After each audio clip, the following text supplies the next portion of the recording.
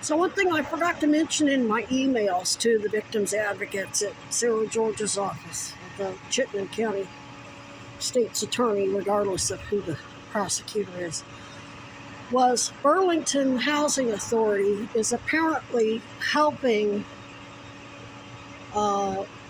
the corrupt, I don't know whether it's police officers, I don't know whether it's DHS, Department of Homeland Security, BPD Protective Services, maybe it's a handful of bad guys there that are getting kickbacks or promised some position at ICE or six-figure corporate security job like former Missouri Attorney General Chris Koster is now the senior VP at Centene Corporation, which bought HealthNet and was covering for the Missouri HealthNet, aka Medicaid Director Dr. Joe Parks, who was on staff at Family Health Centers of Boone County, which is a Mizzou teaching facility where Beth Sweeney worked, that was recorded coming on to me in the Examiner.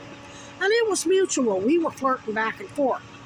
But it wasn't a victim situation until I saw it wasn't confirmed to be a victim situation until I saw her records.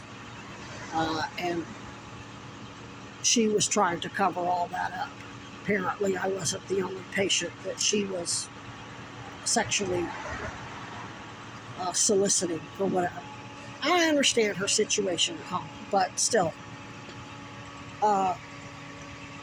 Anyway, I got the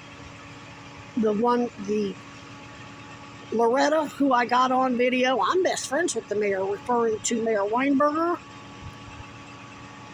Becky Burrell tried to cover for her. No, she isn't. And I'm like, I know that, but that doesn't mean she isn't actually working for the corrupt mayor.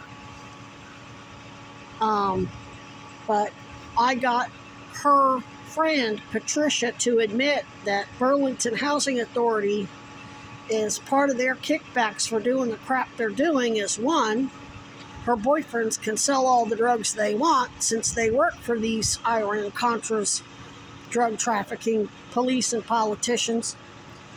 And she said that she pays less than $100 rent. She's got one of those nice apartments out by Cambrian Way, Liberty House and Juniper House, and I don't know which building she's in, it doesn't matter. But I think Loretta said she pays very little in rent too.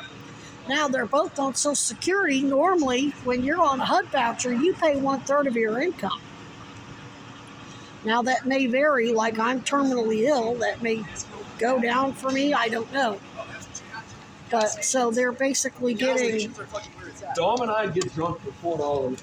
They're basically, that's how they're paying these people off.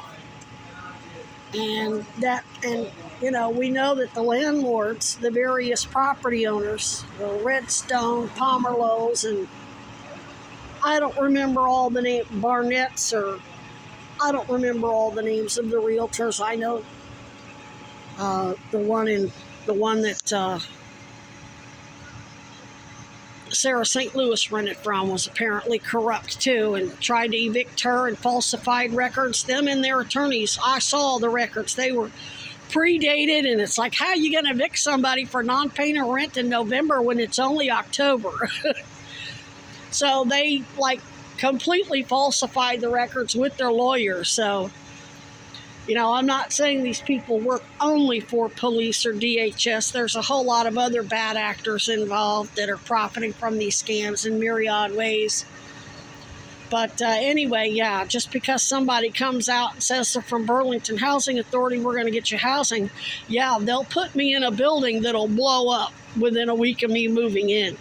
Or they'll have some of their other criminal snitches in there that'll, you know, there'll be a bad drug deal go down and bullets will be flying and I'll accidentally get hit by a stray bullet. Who knows what bullshit they'll cook up. I mean, I already dealt with this shit in New York.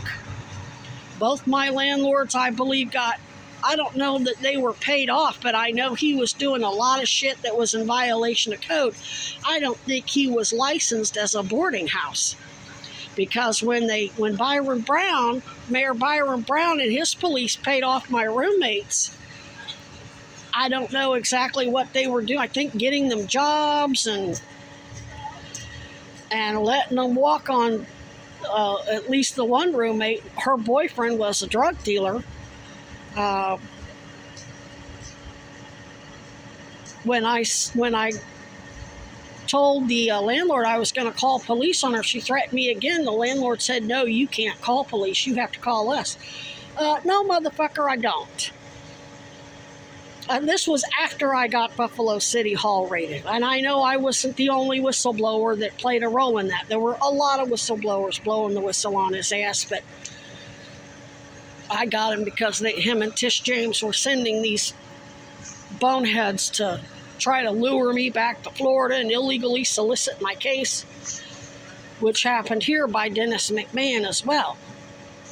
In the AA meetings, trying to refer me over to some SSI attorneys. I'll recognize the name when I see them, but yeah, just because somebody, as far as I'm concerned, Burlington Housing Authority, I got them, they're sus as hell too. Ain't no way this crap's going on without their involvement.